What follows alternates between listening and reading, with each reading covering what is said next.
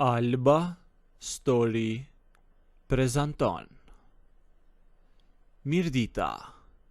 Unë jam një djalë 35 vjeç dhe sapo jam kthyer në qytetin tim pas plot 15 vitesh në Mërgem.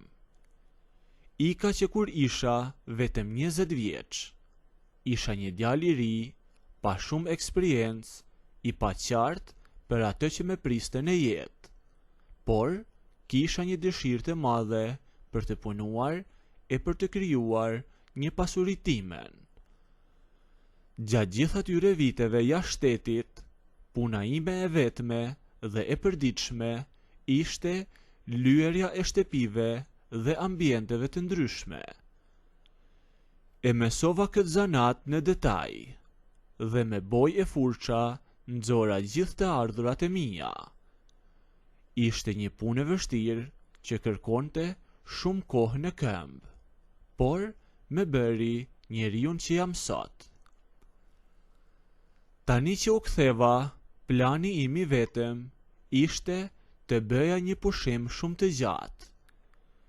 Doja të rija me familjen time dhe kisha premtuar vetes që nuk do të prekja asnjë rol apo asnjë mjet pune me dorë për një kohë të gjatë. Gjatë viteve që isha larg, kisha shumë kujtime nga lagja ime dhe nga njerëzit që kisha lënë pas. Një nga njerëzit që më kujtohej më shpesh ishte shoqja e ngushtë e nënës sime. Kur unë u nisa për në Mërgem, ajo ishte fiks 35 vjeçe. E në atë kohë, unë isha në moshën ati guximi djaloshar dhe gjeja gjithmonë ndonjë moment për ta ngasmuar me fjalë kur ajo vinte tek ne për të pirë kafe me nënën time. Ajo e merrte gjithmonë me të qeshur. Nuk i krijonte as pak përshtypje dhe më shihte thjesht si një djalë që po përpiqej të bënte të pjekurin. Sa herë që më shkonte mendja tek ajo, gjatë kohës që isha në Mërgem, e përfytyroja ashtu siç e kisha lënë atë ditë. Në kokën time, ajo kishte mbetur e ngrirë në atë moshë, por vitet kalojnë për të gjithë. Edhe logjika më thoshte nganjëherë që tani, pas 15 vitesh, ajo do të ishte një grua 50 vjeçe. Mendoja se do të kishte ndryshuar shumë, se ndoshta edhe ishte plakur, se koha kishte lënë shenjat e saj dhe se me siguri tani bënte atë jetën e zakonshme të grave të asaj moshe. E mbyllur në shtëpi me punët e përditshme, mendoja që rinte gjithë ditën. Por sa shumë isha gabuar. Kur u ktheva dhe e pash për herë të parë, u habita pa mas. Nuk po u besoja syve. Nuk i jepej as edhe një ditë më shumë se mosha që kishte kur unë u largova. Përkundrazi, dukej sikur vitet nuk ishin kaluar fare për të. Kuptova nga bisedat në shtëpi që ajo ishte ndarë nga burri para 5 vitesh. Dhe çuditërisht, ky fakt me dukej sikur e kishte freskuar edhe më shumë dhe e kishte bërë akoma më të re. Ndryshimi në jetën e saj ishte i madh. Tashmë nuk rrinte më si dikur me nënën time e me gratë e tjera të lagjes për të pirë kafe të gjata e për të dëgjuar hallet e njëra tjetrës. Ajo ishte lazruar shumë. Shoqëria e saj e re përbëhej nga vajza shumë herë më të reja në moshë, kryesisht 25 apo 30 vjeçe. Ajo dilte mbrëmjeve me to. Mbante veshje krejtësisht ndryshe nga çfarë prisja.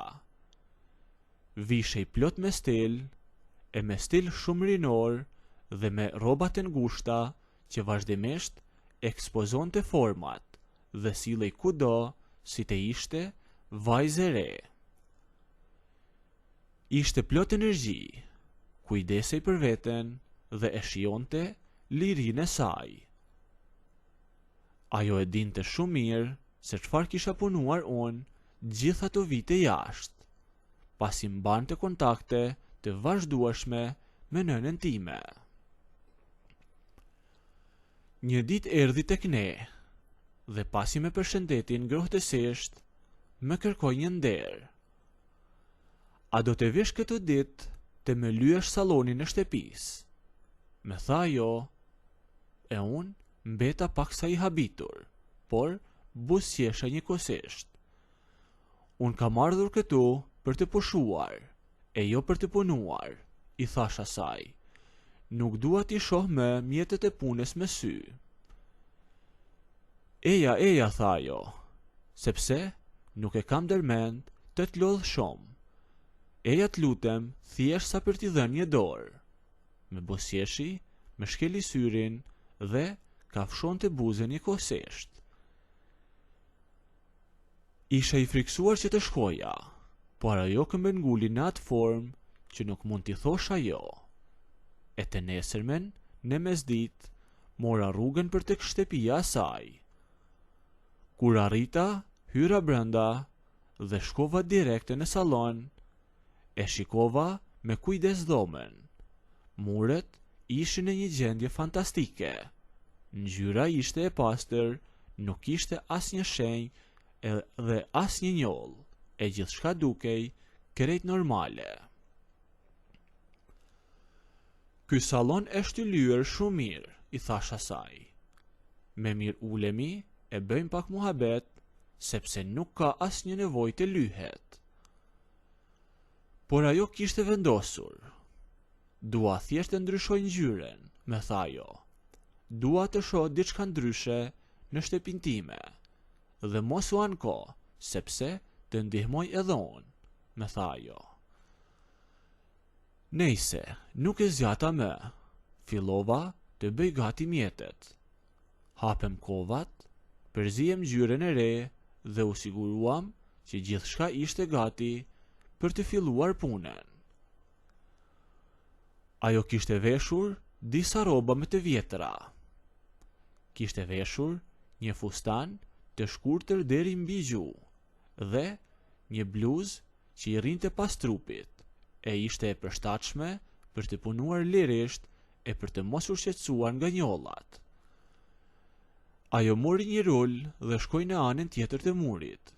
Unë mora timin dhe nisa të lyej murin përballë. Zhurma e rrëshqitjes së bojës në mur dhe zhurma e rulit ishte vetmja gjë që dëgjohej në atë dhomë, sepse nuk po flisnim asnjëri. Unë e bëja këtë gjë kaq natyrshëm lyerje në shtëpive, saqë duart e mia lëviznin vet. Por shpërqendrimi im dhe vërteta ishte se nuk e kisha fare mendjen tek muret apo tek ngjyrat. Mendja ime ishte e përqendruar tek ajo. E shikoja teksa përkulej për të lagur rulin tek kova e bojës. E shikoja kur zjatej për të arritur lartësitë. E çdo lëvizje saj tregonte shumë vitalitet. E nuk më besohej që po shihja një grua 50 vjeçe. Punoja më ngadalë, thjesht sa për të mos qëndruar në vend, por e ktheja kokën vazhdimisht nga ajo. Bënim ndonjë bisedë të shkurtër, hidhnim ndonjë fjalë, por prania e saj e bënte atë ambient shumë interesant. Kur e kishim lyer gati gjysmën e sallonit, ajo e ndali punën, e uli rulin. Pushojmë pak, tha.